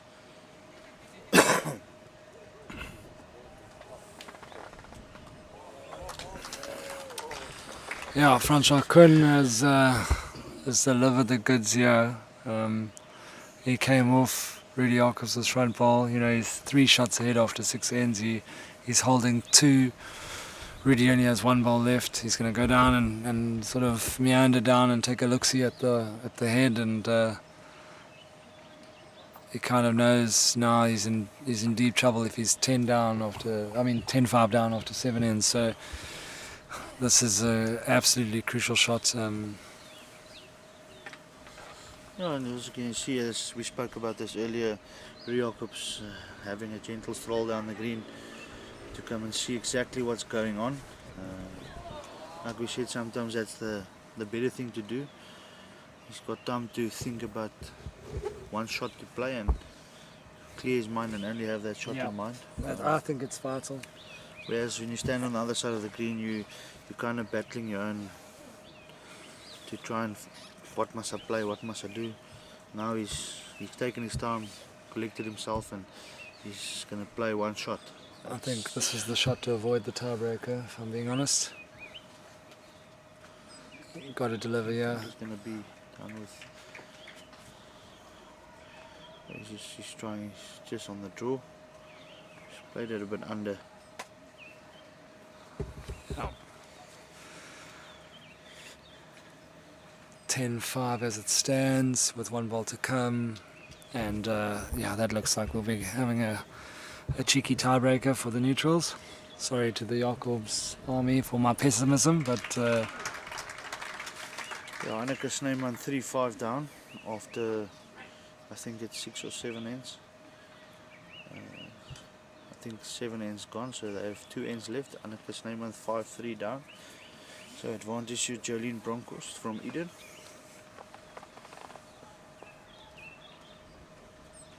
We've got Jaffel Drive Francois. Says he's a Francois fan. He's from the Francois fan club. It's good to see we're getting all the fan clubs going here. Yeah, that little there in the background, it's oh Matthew gosh. Spiri just playing. He played a good ball and just didn't get the result. He might have turned himself out. Next up in Zurich goes 2-0 up Oh. after 2 ends in that tiebreaker. He was looking to make a big move there, Matthews, and it's gone poorly for him, and he's now 2-0 down. So Nixa Bengurik is second shot away from winning the SA Masters 2 years after he won the national championship. Jolene Bronkhorst 2 shots down, pulls the white, makes 2. Just making Anneke Snyman's life difficult there. And keeping the Goodwood army quiet, that's for sure. I mean, So just something interesting now. I'm not saying that it's obviously not what we want, but it would be very interesting to see if Matthew Fury picks up 2 shots here and that little sudden death end makes it Yeah. very, very exciting for the spectators and the viewers that are watching on that broadcast.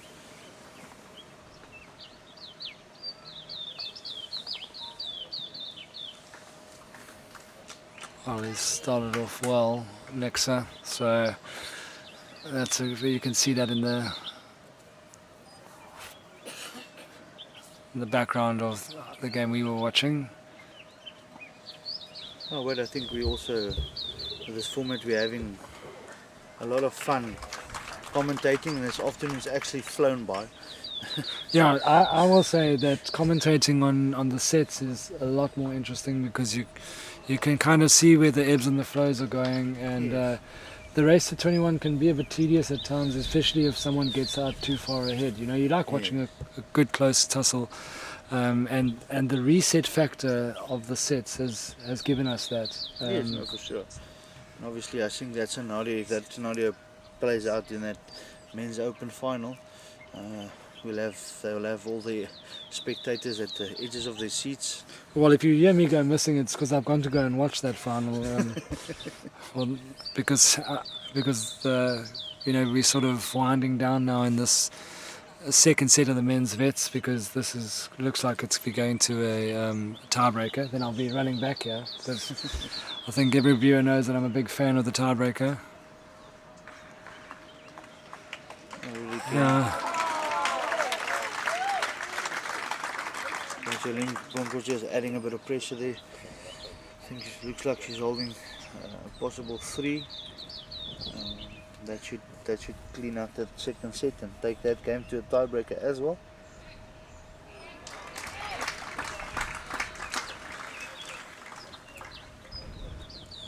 Yeah, and then the ladies juniors, Marlies Rousseau is 8-2 up after 7 ends. She is 2 down, but even then you feel like that match probably won't go to a tiebreaker. She had a run and she hit it. That's magic. What Eh? a great shot. That is magic. What a She was great 2 shot. down and she had a run, which you don't see all too often in the singles game. She's holding 2, but there's a lot of room to draw into. And in fact, Eugene, that's won her the title because she's only got one end to go. That shot won her the title. She won it on a drive. That's the title. She cleared the 2 shot bowls. We've and- seen 2 great shots plays in the junior and the men's Yeah, final Yeah. of their last bowls. rippers, absolute rippers. Congratulations to Marisol Rousseau, also the fiance of Brendan Ferns. The daughter of Andre Rousseau, another player in the field. Yes. Who It's a family affair. I'll tell you a cheeky fun fact that I picked up. Jason Evans was 21 games unbeaten in the SA Masters until his first game, and he lost a tiebreaker to Andre Rousseau to end his 21 game unbeaten run. And that was absolutely brilliant.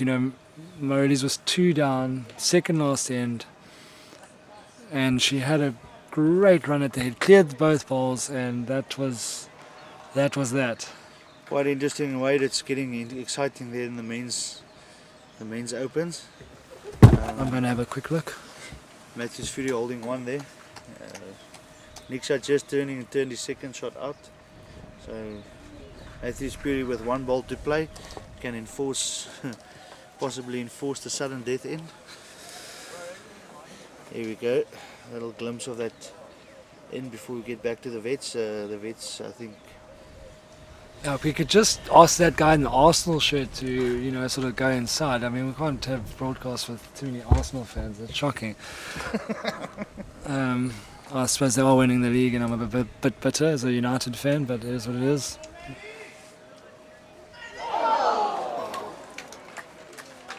Matthews Fury has taken a little run at the head. He misses it. All smiles. Yeah, Nick He's had a winning world-class competition. Winning the tiebreaker 2-1. Just narrowly missed to make 2 shots there, but what a great final that was as well. Entertaining. So yeah, we've got the veteran men's and the open ladies left. And we've got Jolene Bronkhorst has won that second set, so we are now into the tiebreaker. Rudy Jacobs has given himself a glimmer of, in all this chaos of watching games complete, Rudy Jacobs picks up a 3 on this end and wins the title to avoid a tiebreaker. So strap yourselves in, folks. Only 2 games left out on the green. It's been a brilliant afternoon. It's raced by. The action has been thick and fast, and I hope you've enjoyed the commentary. I hope we've added value. I've had fun, and we're into the home straight now. Annika Snowman, 3 ends to try and win the Masters. I think this is one of the things Annika really wants to put under her belt, and I'm sure Jolene would also love to. I can't really see there yet. Jolene's holding. No, Jolene's holding. I'm talking about this game that we are streaming away. That I think it's only 1 shot. Only 1, yes, but it's a smidgen away from being 2, that's for sure. And he needs 3 to end the game. Francois can just kind of hamper that chance if he manages to turn that side ball of his in or just draw another shot here. Doesn't want to get too close to his own ball, and he's actually played it quite well. Yeah, Rudy's got to come down and have a look.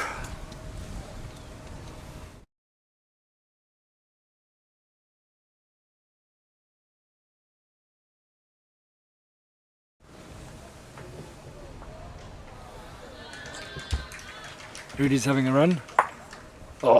Just getting hooked on that short ball, so we'll also see a tiebreaker there. The veterans men.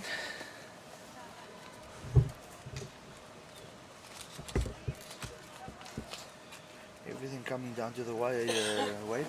Yeah, it's brilliant. Absolutely brilliant. We've been treated to some great bowls, and whatever you say about the format, it's lended itself to a lot of theatre and a lot of drama. That's for sure. Francois Kuhn doing the right thing and taking the taking it into a tiebreaker. No need to play that ball. It doesn't matter. They'll do the toss, and off we go into a tiebreaker. So 2 tiebreakers out of the 6 games. No, 3 tiebreakers. Anneke in her game 1 down there. Oh, Just running. ran on and couldn't get the shot ball. But she does have another ball. Quite interesting way. Jolene needs to get another ball closer, because if she leaves that, that she doesn't add another ball to the edge, yeah, Anneke Take a run. would have a run, or she could even play that ball out for 4, yeah. Jolene doesn't look like she has the weight, so Anneke with a great opportunity. This is decision time. You don't see a lot of great bowls, a lot of attacking bowls, but we have seen that for 2 wins in the tournament. So Anneke plays that ball out. Again, there we see it again. Anneke opting just to come down, have a gentle stroll down the green, just collect and focus on the shot that she needs to play. I'm pretty sure she will try and get hold of that ball. Yeah, she has more than to. one. I mean, if she picks up a 4 there, Eugene, that is almost the title, you know, with 2 ends to play. Very So big opportunity here, if she can capitalize. it's the decision, because does she play the big attacking shot to make it 3 or stay for 4? Also, Jolene doesn't have a bow left.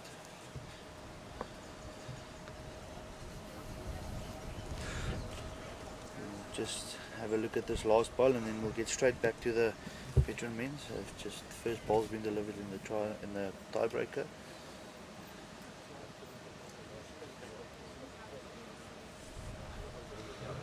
Anneke, the current 4s skip for the national team. She's having a little run at it. That's a fair weight. She's done it. What a shot. That's why we commentate. What a shot, What Eugene. a shot. With the incredible weight. Absolutely Not quite sure if it's incredible forward. Might weight. still be a slight measure on some of the balls, but she's managed to get onto that ball and surely given herself a great start in this In this tiebreaker. tiebreaker. I think one more roll on that ball and it would have been certain. And look at that, the camaraderie. Jolene has, you know, given her the respect. Let's try and get back to this men's vets. What a Just cracking getting shot. informed of the score count there. Absolute ripper.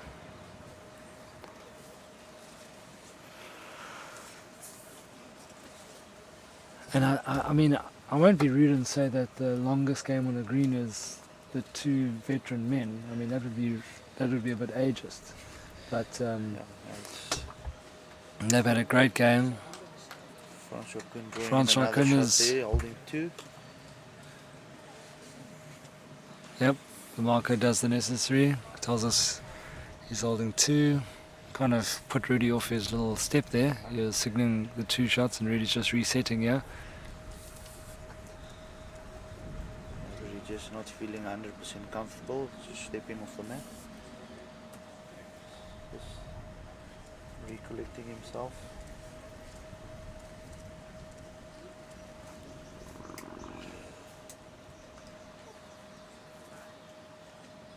Anneke only scoring 2 shots out of that. I think that ball needed to get another roll, so Anneke and Snyman goes 2-0 up after the first end in the tiebreaker. Rudy's asking for that ball to come back. He's just played it a bit over the weight and remains 2 down in the head. I can promise you, if Francois doesn't get a decent back ball here, I think Rudy would opt to have a little bit of a trundle down the middle. Well, we've seen it turn, haven't we? We've seen 2 wins on a very attacking shot, and we could see another one if this ball isn't in the back. Yeah, Anneke played a good On shot. the measure. There. Unlucky to just score but she played a good shot. She was 1 down and picked up 2. Rudy will go and have a look. He is 2 down, but he's got the best back. He can't go any worse than 2 down, so does he have a run at it? Like I said, I thought Francois would maybe try and get something more behind the white. Because Rudy Jacobs only his ball's fairly safe. His third shot, so I think he would probably have a little bit of a trundle down the middle to get hold of the jack.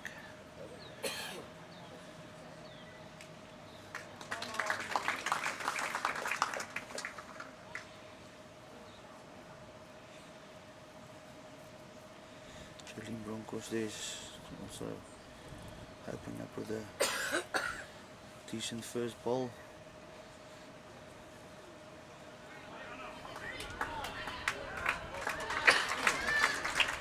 There we go. We've got the Goodwood crowd getting a little bit vocal. There are lots of honours going around in support of their star bowler.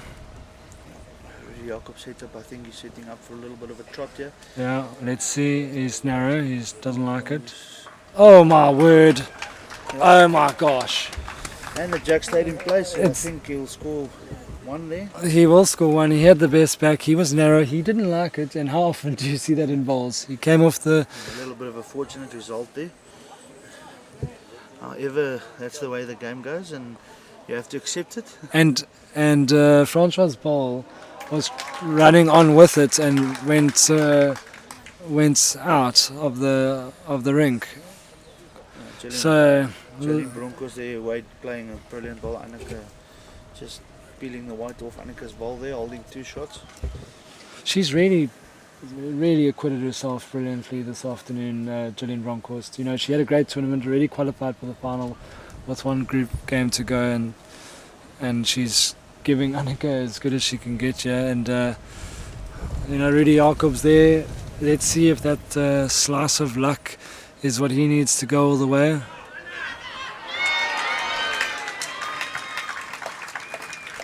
Tried going well. I don't know if Anna's made the shot there. Doesn't look like it from our vantage point, but oh, we've got it on screen at the moment. Oh, so Rudy Jacobs taking a 1-0 lead there in the tiebreaker. I'm just trying to keep you updated with both games. I think it's quite exciting. Yeah, jeez. It's hard to keep track. I mean, the games they finished all at the same time, and a couple of tiebreakers now. Luckily for us, they two rings next to each other, so it makes it a little bit easier for the camera crew to keep up. And Eugene, I mean, let's go back and say it again. You can't have excellent bowls like this without great greens, and we've seen it. And I think the players must have enjoyed this green. I mean, it's been the best throughout the weekend. I mean, the games that we've watched have all been incredibly high caliber this afternoon in the final, and there's no tricks and there's no secrets to them. It's just been fantastic. As you see on your screen there, Rudy Jacobs 1-0 up after the first end. Both players would have wanted a better start than that, so after... I think even at their age, Wade had a little bit of nerve setting in. I mean, it's still a very big feat to win the men's Veterans Masters. A lot of good bowlers and experienced bowlers in those sections, and Rudy Jacobs just played a you see, but that's singles. You give your opponent a half a chance, and he takes the gap. And you know, a guy like Rudy, you can't give him too many chances, and he's just. Poppy just asking who won the men. The Open men was won by Nick Benjurik. By a tiebreaker. Yeah, Annika just.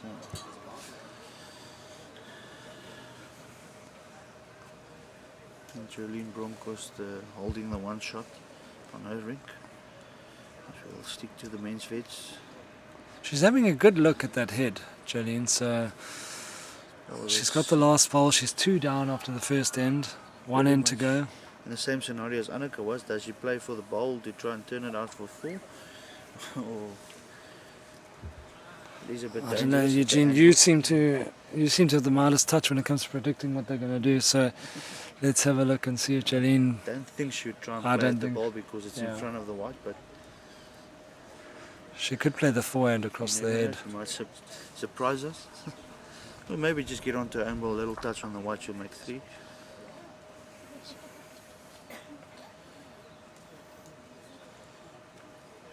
She hasn't played it under the weight, I don't think. So I think it's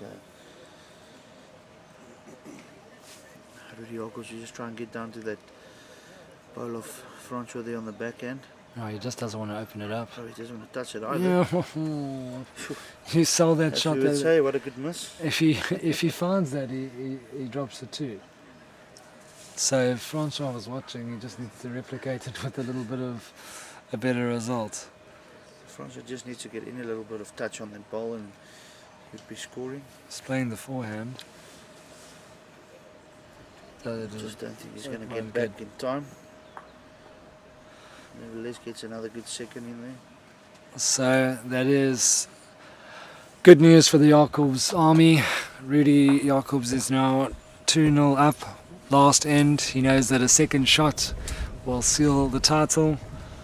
It's been a thrilling contest. One end to play. And in the ladies' open singles, the only other game left on the green, they're busy measuring. I presume it's for second shot. And they've also only got one left to play. I think maybe they've been measuring for the shot. The Goodwood crowd are cheering behind there. Oh, it's one shot to Jolene Bronco, so they were measuring for the shot there.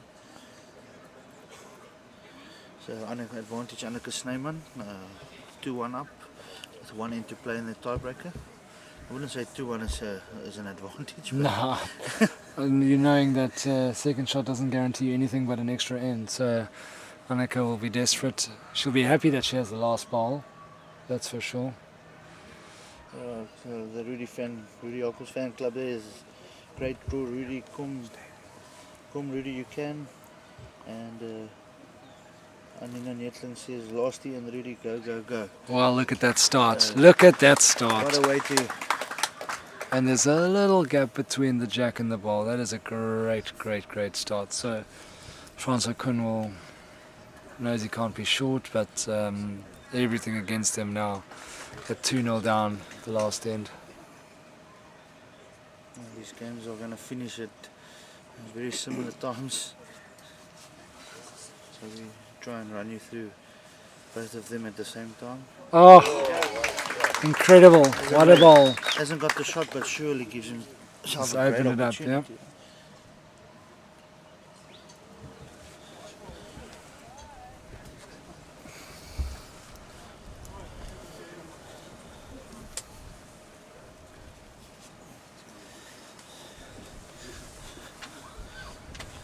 See Anneke Snyman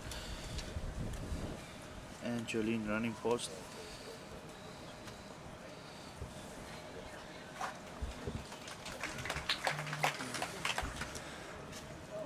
Jolene was marginally short, but I think she has the shot comfortably.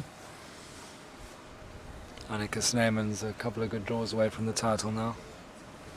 She looks to be coming down with decent weight.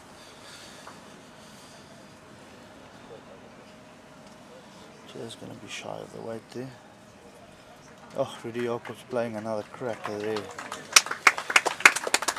Yeah, you see Rudy's got that extra shot to play with that that Anneke doesn't have that luxury in the women's open, so Francois Kuhn has to again change the dynamic of this head. He needs to find a bowl or find the white. No, Anneke's 2 down at the moment there, so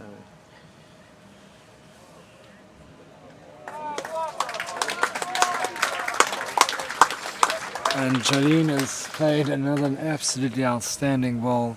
Anneke can't be short. A lot of pressure on this next ball.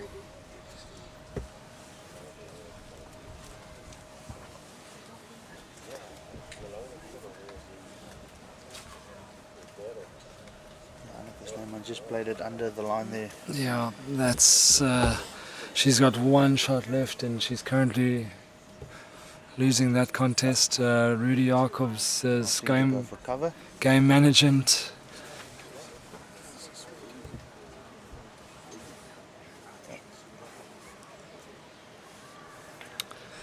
You can see the picture there. Jolene is in control of this head. That's her last ball coming down.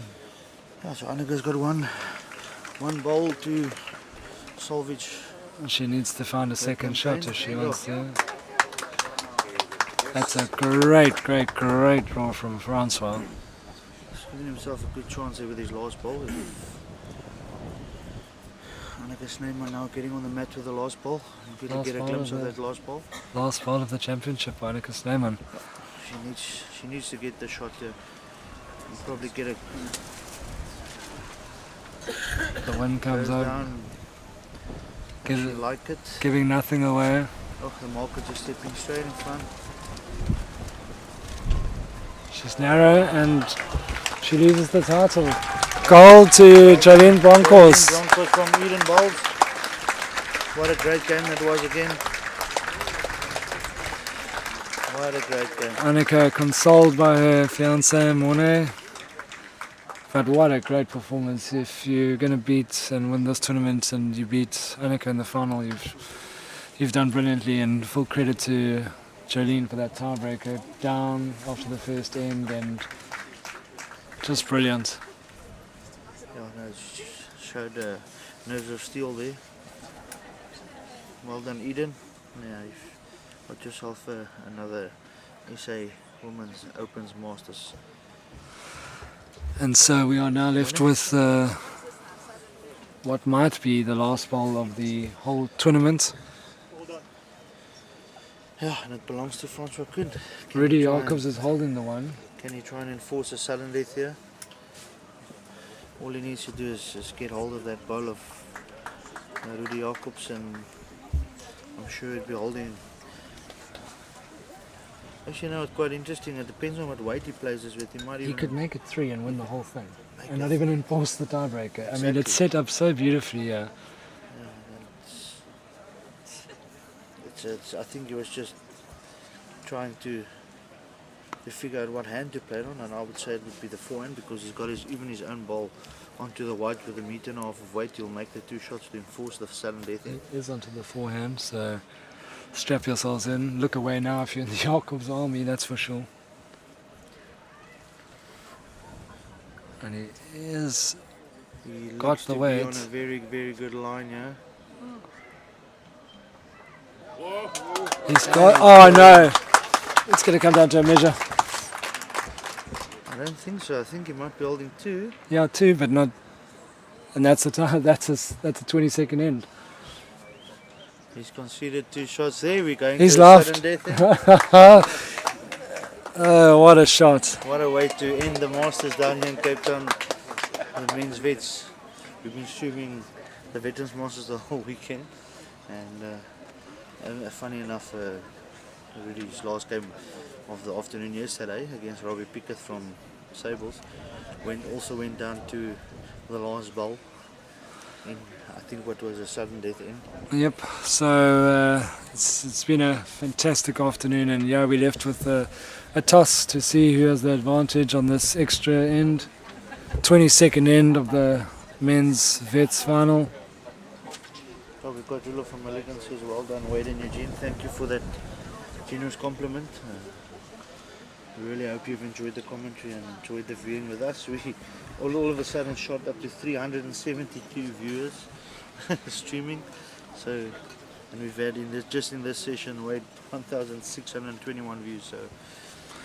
Yeah, I mean, I keep saying that the numbers keep growing, the enthusiasm for the game is there, and full credit to these vets who've kept us entertained all weekend. It really has been a fascinating tournament to follow. They've shown their skill, they've shown their precision, and Francois Kuhn will be going first, so he'll be looking to have the drama and the... Yes, no, for sure. It's, with all the viewers online, please like the pages, and we need to get the likes up a bit. We've only had 9 likes. So please, if you're online, click the like button. It's only a click. Eugene will buy you a beer if you do. It's going to cost me a buck or 2, but And the next time you're on camera, I'll say something nice about you, so there you go. Wait, opting for the easy way out. Yeah, so here we go. 22nd end, 2-all after 3 ends in this tiebreaker. Francois Kuhn starts off well. Yeah, so for those of you who want to know how this works, is they level scores of the 3 ends in a tiebreak. Use 1 end sudden death, so whoever scores this end will win the men's veterans title.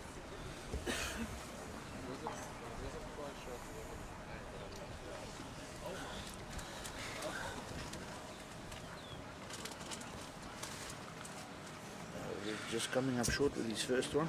Yeah, so Rudy Jacobs, bronze in the SA Masters in 2018. He's got a gold in his district singles in 2018-2019, silver in the pairs in 2023, bronze in the singles. So well decorated. Francois Kuhn, 2022, silver in the BGN fours, bronze in the veteran masters. So that was last year, and this year he's guaranteed himself a silver at worst. Yes, no, you can never throw him away as a fierce competitor. Wait, he seems to get in there and do the job year after year. We'll really be looking to get this one close because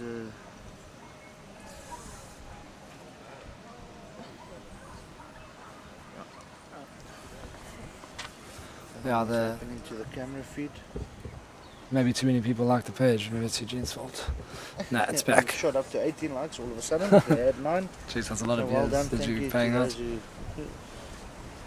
Francois Kuhn trotting down after this ball. He's looking to just change the dynamic of this head. Can he touch the ball? He can. How good is that? Under the pressure. He's a very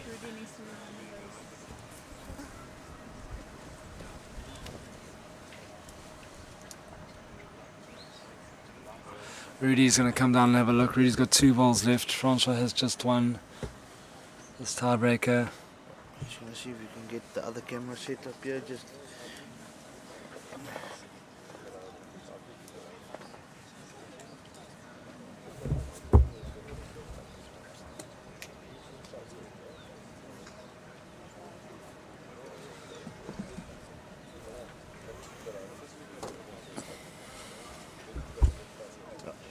want to keep giving you a clear view. It's like there's a little technical glitch on the one camera.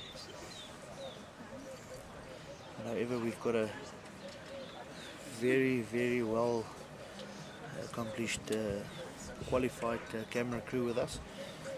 It's a very important ball for the years. Obviously, try and make some contact just to try and open it up. He's gone under. If he gets off that ball, he can. Oh. Doesn't make it any easier for him because now Francois has the backward. Doesn't make it easier, but I think he can play a runner to try and clear that ball Yeah. without moving the white.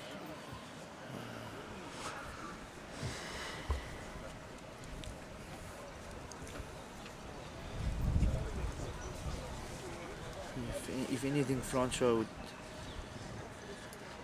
would not want to touch his No. shot ball. Definitely not. Which is kind of like he's got no. You might as well play a blocker in this instance because he certainly doesn't want to disturb his good work. Francois definitely not be looking to touch the shot ball here. That would be very detrimental. He is short. Oh, He's played a blocker, folks. he's actually just played a decent blocker there. It's such a hard shot to play. I half said it in jest because I wasn't sure how you make this any better, but that is a finish in a great spot. No, that little run on the back and still on. He gets onto that white ball and gets onto the jack and his ball goes to the ditch. Not an easy shot to play, but it's not impossible. I think Rudy's having a look to see if he's holding second shot still. So it would be lovely if we could have had the side on camera just. There we go, that's better. Now we can see the back ball as well. So, last ball of the tournament. Eugene, it's been fun. Yes. quite entertaining, even for us as commentators. It's lovely to watch. We've been entertained quite nicely this afternoon by the players. One last swing for the the Rudy Jacobs fan club. Last ball of the whole tournament in the hands of Rudy Jacobs. Looks like he's taken a bit more grass there. That's too wide, He's won't just come played back. it wide there. Francois Kuhn, your 2023 champion of the Vets singles, Francois Kuhn. He was a rocky start to that first game and roared back into it, held on to force the tiebreaker. Yeah. Was brilliant in the tiebreak to force it to an extra end, and Sad for the Goodwood Army and the Rudy Jacobs. yeah, the armies need to go to the infirmary, I think, Eugene. But there are other fan clubs and other support clubs that are enjoying themselves. It was a thrilling match. It was a great championship. Worthy winners, yeah, that has to be said. And Eugene, I'll leave the final words for you. To all the viewers, thank you very much for tuning in with us during this whole weekend. Once again, please like the pages, get subscribing to the channel. We hope to bring you a lot more action like this and entertain you. Thank you so much for being with us this weekend from down in Cape Town, Western Province Cricket Club. Thank you once again, and we'll see you soon. Cheers.